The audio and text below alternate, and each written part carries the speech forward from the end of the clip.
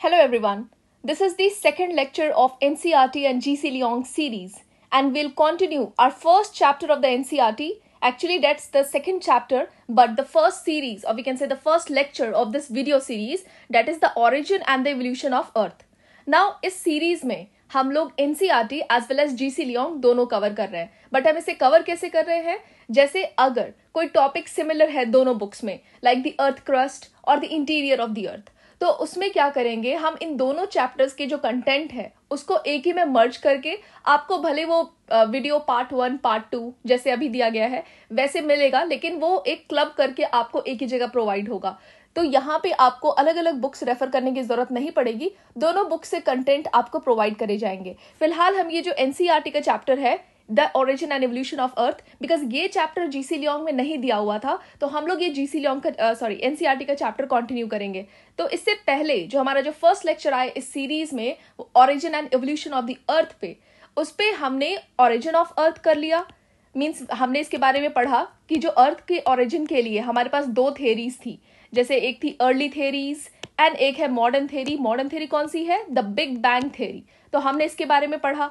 उसके बाद हमने पढ़ा द फॉर्मेशन ऑफ स्टार्स, और हमें ये पता चला कि जो स्टार्स हैं वो हमारे प्लैनेट्स, वो हमारे जो भी अर्थ है प्लैनेट्स हैं उनसे पहले आए हैं। तभी तो सन वो भी हमारा एक स्टार है। तो आपने अगर वो वीडियो नहीं देखा है तो आप जाके देख सकते हैं। तो हमने उस वीडियो में फॉर्मेशन ऑफ प्लैनेट्स भी कर लिया। देन हमने मून का फॉर्मेशन भी देखा by the big splat theory, जो कि मॉडर्न साइंटिस्ट अब मानते हैं। तो हमने वो बिग स्प्लैट थ्योरी भी देख लिया, और अब हमें करना था the evolution of earth. So will continue with this evolution of earth. Earth का एवोल्यूशन कैसे हुआ, how it transform from this to this. तो आप इस क्लिप में देख सकते हैं कि जब अर्थ का फॉर्मेशन हुआ अप्रोक्सीमेटली 4.6 बिलियन ईयर्स अगो, तब ये कैसे रेड हॉट और वी कैन से बैरन ऐसा दिखता था, बहुत ही ज्यादा हॉट था, बहुत ही ज्यादा गर्म था ये अंदर से। और अगर हम देखें अभी प्रेजेंट सिनेरियो, तो हमारा अर्थ देखने में ब्लू लगता है। तो अब ये जो ट्रांसफॉर्मेशन हुआ, ये जो चेंज हुआ इतने सालों में, कैसे इसके अंदर हम बोल सकते हैं कि जो इसका टेम्परेचर है धीरे धीरे रिड्यूस हुआ। उसके बाद यहाँ पे कैसे हमारा एटमॉस्फेयर फॉर्म हुआ, उसके बाद ओशंस का फॉर्मेशन एंड देन लाइफ का formation, and how this present जो अभी दिख रहा है ये ब्लू कलर का, इसका ट्रांसफॉर्मेशन कैसे हुआ हम इस वीडियो में देखेंगे। तो आप यहाँ देख सकते हैं कैसे ये barren, rocky as well as a hot object ऐसा था ये, and how it transformed into this. तो हम यही देखेंगे इसमें। और जब ये barren means initially it was this barren rocky hot object, लेकिन इसके पास एक थिन एटमॉस्फेयर भी था हाइड्रोजन एंड हीलियम का। These were the initial gases. उसके बाद हमारे जो भी अर्थ के सराउंडिंग में जो एटमॉस्फेयर है उसका कंसंट्रेशन काफी चेंज हुआ। हमारे एटमॉस्फेयर में जो गैसेस थी वो भी चेंज हुई। These were the we can say primordial gases, जिनके बारे में, और we can say primordial atmosphere में हमारे पास हाइड्रोजन एंड हीलियम था, जो कि हमारे सन की जो सोलर विंड्स हैं वो अपने ग्रेविटेशनल पुल और अर्थ के नियरनेस की वजह से इसे अपने पास खींच के ले जाती है, जो भी इसकी प्राइमोर्डियल एटमॉस्फेयर था या प्राइमोर्डियल गैसेस थे। Now will study in this whole video what led to this change, ये चेंज क्यों हुआ, तो विल स्टडी। तो यहाँ पे देखते हैं कि जो भी हमने पढ़ा था, जो भी हमारी सेलेस्टियल बॉडीज हैं, हमारे प्लैनेट्स हैं, वो कैसे फॉर्म हुई है by the process of this accretion. Accretion is layer by layer formation. ठंडी होती गई एंड जो भी हमारा हेवियर मेटल था इन केस ऑफ प्लैनेट्स, जो भी, और we can say in this method of accretion, तो जब भी हमारे प्लैनेट्स बन रहे थे, जो भी हैवी मेटल था और डेंस मेटल था वो चला गया सेंटर की तरफ, और जो भी लाइटर मेटल था इसके अराउंड ऐसे इकट्ठे होते गए। इसी वजह से हमें जो हमारा जो कोर है वहां पे हमें हैवी मेटल जैसे निकल, आयरन ये देखने को मिलता है। तो आप यहाँ देखेंगे जो अर्थ है ये लेयर्ड स्ट्रक्चर में है। हम जानते हैं, हम पढ़ते हैं अर्थ के बारे में, crust, mantle, core, and from the outermost end of the atmosphere to the center of the earth the material that exists is not uniform and there are variations। मतलब अगर हम बात करें हमारे पूरी एटमॉस्फेयर में भी हम जानते हैं कि कितने लेयर्स हैं, 5 लेयर्स हैं। उसके बाद हम देखें तो यहाँ पे crust, upper mantle, lower mental, outer core, inner core, क्या इनका कॉन्फ़िगरेशन या फिर जो भी इनका डिस्ट्रीब्यूशन है सिमिलर है? नहीं, वी नो हर जगह वेरिएशंस है आपको। मतलब यहाँ पे मटेरियल का वेरिएशन, यहाँ पे टेम्परेचर, डेंसिटी, हर चीज का वेरिएशन आपको देखने को मिलेगा। तो ये लेयर बाय लेयर स्ट्रक्चर बनते गए वेरिएशंस की वजह से। मतलब यही बोलना चाह रहा है कि हम एटमॉस्फेयर से लेके अगर सेंटर ऑफ अर्थ की बात करें तो जो मटेरियल है वो यूनिफॉर्म नहीं है। अगर हम बात करें एटमॉस्फेरिक मैटर, तो वहां पे लीस्ट डेंसिटी है, और जैसे जैसे हम सरफेस में जा रहे हैं या सेंटर पे जा रहे हैं, अंदर डेप्थ में जा रहे हैं अर्थ के, तो वहां पे हमारी डेंसिटी बढ़ती जाती है। डिफरेंट इन जनरल वो बढ़ती है। उसके बाद जब हम अर्थ को एक पढ़ेंगे तो हम डिटेल में देखेंगे कि कैसे इसका जो डेंसिटी वेरिएशन है, टेम्परेचर वेरिएशन है हमारे अर्थ का, वो हम डिटेल में पढ़ेंगे। नाउ तो हमें क्या मिलता है हमारे अर्थ में? हमें मिलता है different zones with different characteristics. तो अब हम पहले देखेंगे डेवलपमेंट ऑफ लिथोस्फीयर, इसके बाद हम देखेंगे development of atmosphere, development of hydrosphere and development of the life on earth. So सबसे पहले हम स्टार्ट करते हैं लिथोस्फीयर के साथ। इस लिथोस्फीयर में अगर हम देखें तो हमारा जो लिथोस्फीयर बोलते किसे हैं? Outer layer of earth. Outer layer में क्या है? क्रस्ट है एंड अपर मेंटल है। तो इन दोनों पार्ट को हम बोलते हैं लिथोस्फीयर।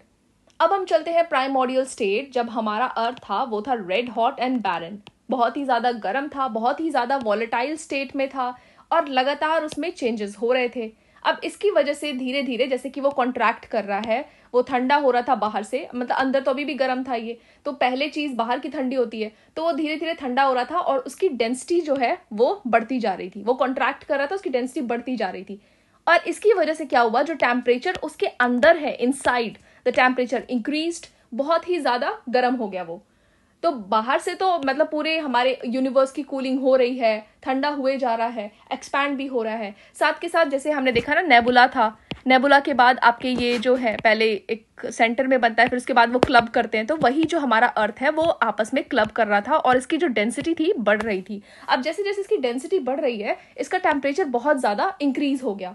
अब देखिए, जब टेम्परेचर बहुत ही ज्यादा गर्म होता है मतलब किसी बॉडी का, तो वी कैन से जैसे आप मेटल्स का ले सकते हैं या फिर आयरन का ले सकते हैं। जब उसको हम मटेरियल्स को सेपरेट करते हैं, मॉल्टन मेटल्स, मॉल्टन मटेरियल, तो हमें गर्म टेम्परेचर में करने में ज़्यादा सही रहता है। इसी वजह से जब जैसे ही हमारा अर्थ जो है डेंसिटी बढ़ने की वजह से बहुत ही ज़्यादा टेम्परेचर इसका अंदर गर्म हो गया, तो जितने भी मटेरियल्स थे वो अलग अलग हो गए लेयर्ड फॉर्म में, मतलब अपनी डेंसिटी के अकॉर्डिंग डिस्ट्रीब्यूट हो गए।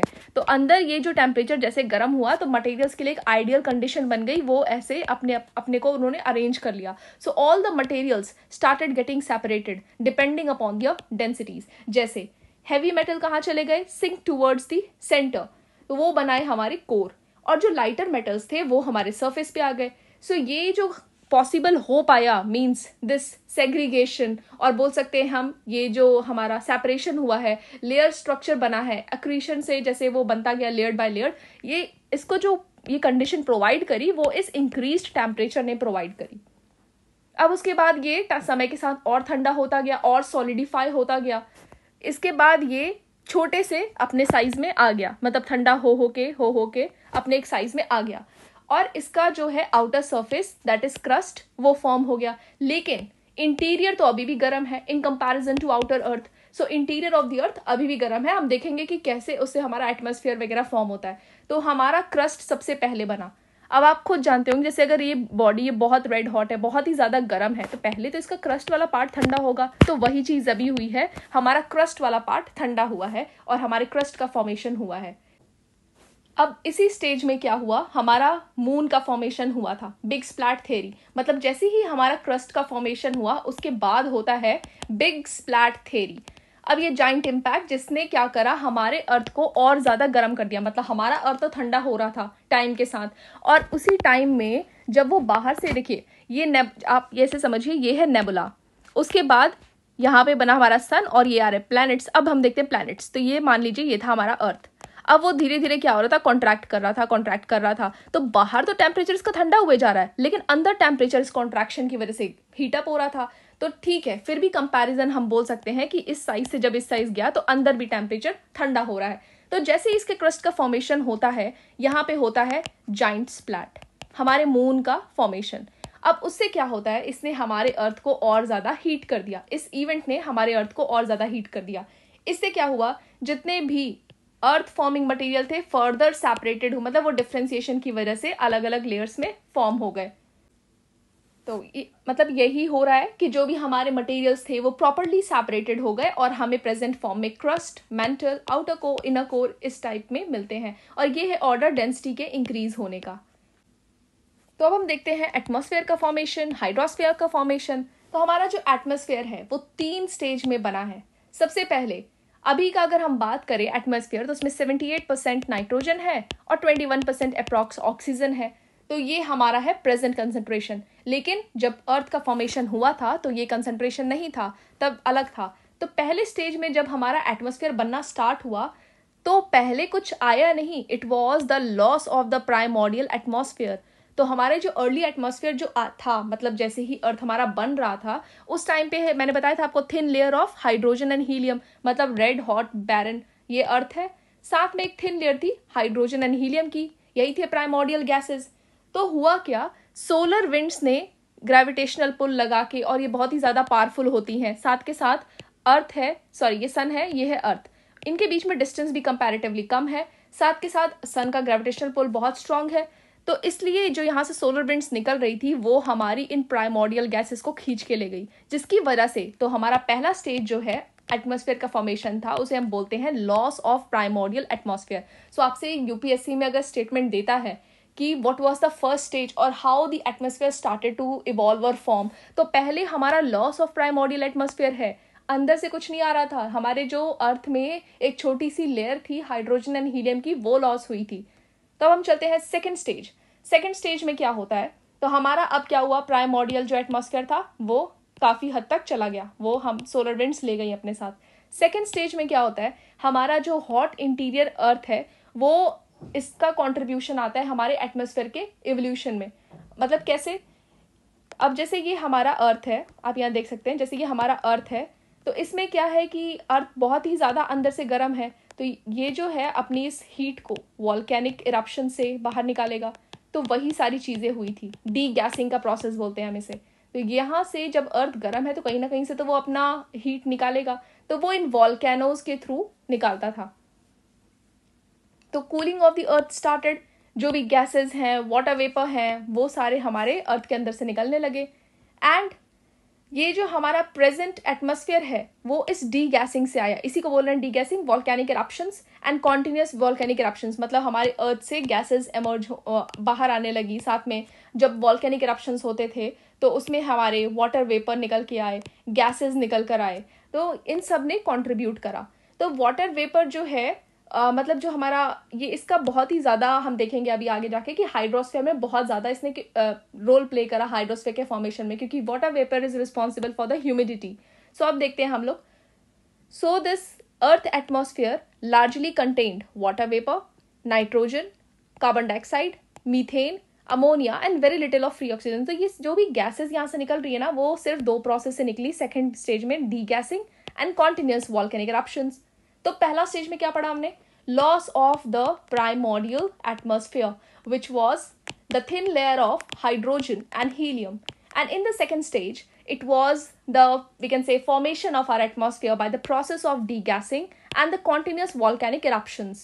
Now we are moving to the third stage. Now as the earth further cooled, जो भी वाटर वेपर रिलीज हुआ था इस डीगैसिंग के प्रोसेस से और इस वॉल्केनिक इरप्शन के प्रोसेस से, अब क्या हुआ, वो कंडेंस होने लगा उसके साइड में, वी कैन से, मतलब वो ठंडा होने लगा। तो अब ये कंडेंसेशन स्टार्ट हुआ, तो जो भी हमारा कार्बन डाइऑक्साइड रिलीज हुआ था एटमॉस्फेयर में वो रेन वाटर में डिसॉल्व होने लगा, बारिश होने लगी, we can say rains form हुई, बहुत ज़्यादा बारिश हुई, बहुत ज़्यादा क्लाउड का फॉर्मेशन हुआ, कंडेंसेशन हुआ, काफ़ी सालों तक यहाँ पे जो हमारा रेनफॉल है वो देखने को मिला, जिसकी वजह से जो भी हमारे अर्थ में डिप्रेशंस थे, ह्यूज डिप्रेशंस, वो सारे भर गए और हमारे ओशंस का फॉर्मेशन हुआ। तो इससे पहले ओशंस नहीं थे, बट हमारे हाइड्रोस्फीयर का, वी कैन से, हमारे हाइड्रोस्फीयर का इसके बाद फॉर्मेशन हुआ।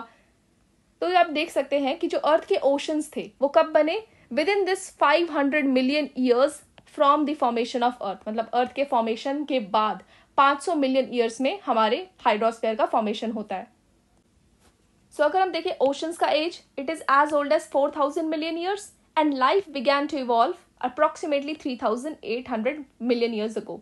और सबसे पहले जो लाइफ में आया वो था हमारे बैक्टीरियाज। हम अभी जियोलॉजिकल टाइम स्केल एक बार रेफर करेंगे, जो एनसीईआरटी है, एनसीईआरटी से ही हमने यहाँ पे इमेज को पेस्ट करा है। तो आप ये देखेंगे जो बैक्टीरिया है सबसे पहले आए, बैक्टीरिया, और we can say unicellular organism, cyanobacteria et cetera, ये पहले आए हमारे फर्स्ट लाइफ फॉर्म बोल सकते हैं हम लोग। Appear on earth and humidity and heat की वजह से। आप जैसे देखेंगे कहीं पे भी बैरन रॉक होगा तो उस बैरन रॉक में आप देखते होंगे दिस लाइकन्स एंड मॉसेस, इनका फॉर्मेशन सबसे पहले होता है, उसके बाद हमारे सॉइल का फॉर्मेशन होता है या और भी लाइफ फॉर्म का फॉर्मेशन होता है, प्लांट्स का फॉर्मेशन होता है। तो सबसे पहले यही हमारे माइक्रो ऑर्गेनिजम्स का फॉर्मेशन हुआ था।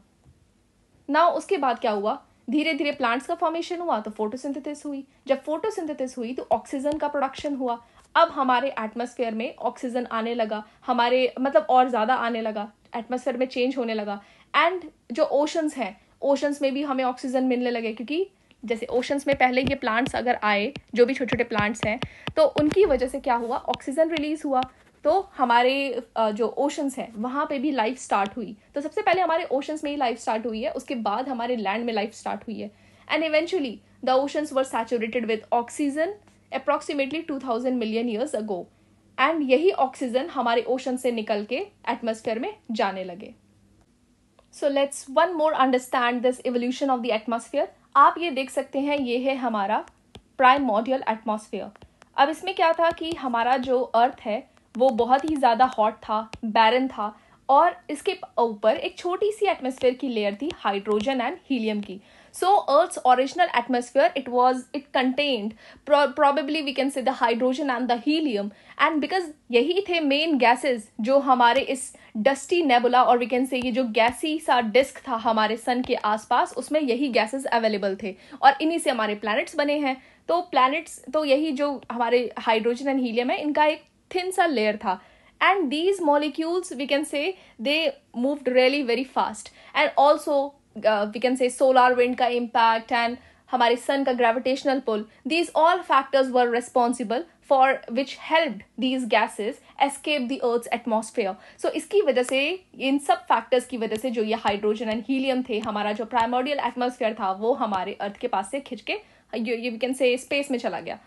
उसके बाद हमारा आया सेकेंड फेज।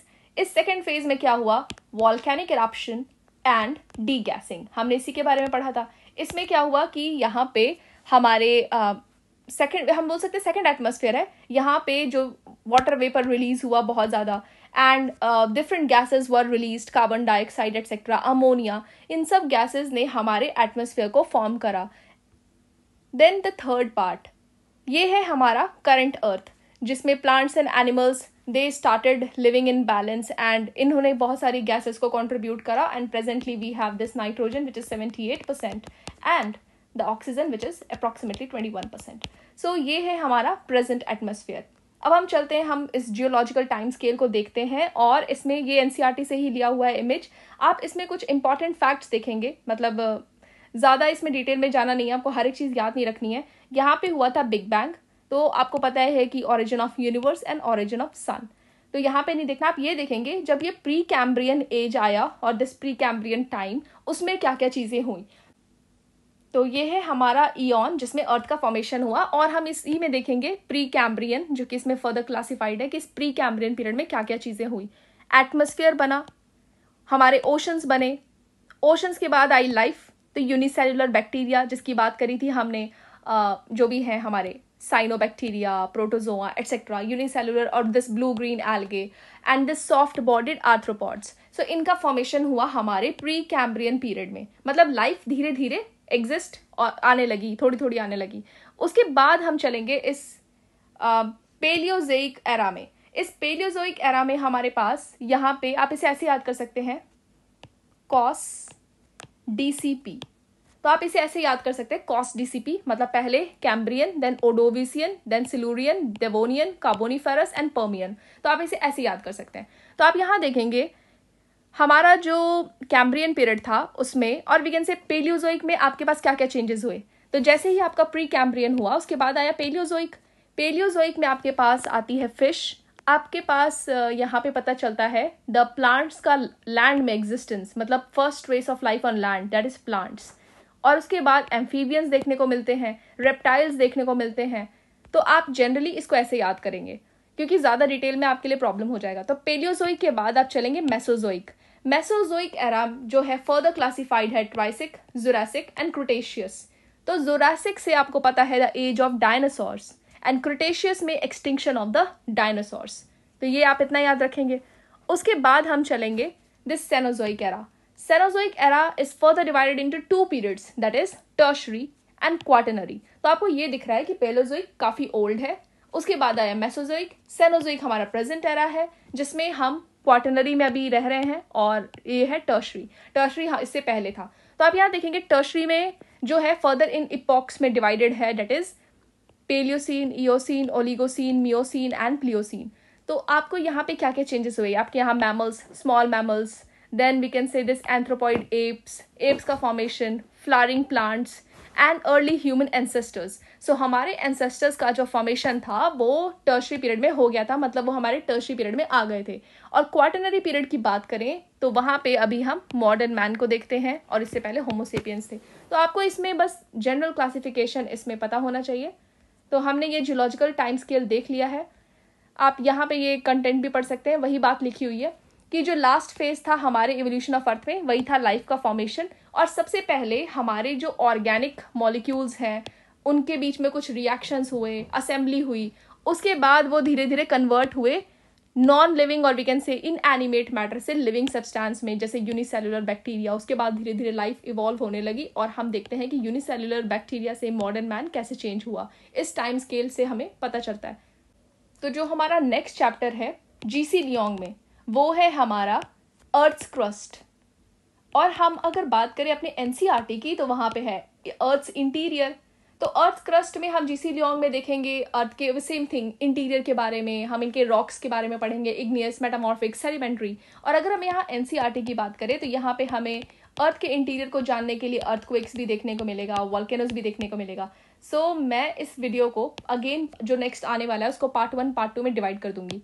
तो पार्ट 1 में हमारा सिर्फ होगा interior of the earth, and part 2 में हमारा जाएगा अर्थक्वेक्स एंड वॉल्केनोज. तो और दोनों बुक को ऐसे क्लब करके ही पढ़ना है, क्योंकि मैंने ये ऐसा डिसाइड करा है कि आपको अलग अलग 2 बुक ना रेफर करनी पड़े, दोनों बुक का कंटेंट आपको एक ही वीडियो सीरीज में मिल जाए. तो अगर आप चाहते हैं कि मैं कंटिन्यू करूं तो आपको एक फेवर करना है, do like this video, subscribe the channel and share it to your friends. And one more thing, if you want to get the PDF of this then you can join the Telegram channel. आपको link description में मिल जाएगा. So thank you.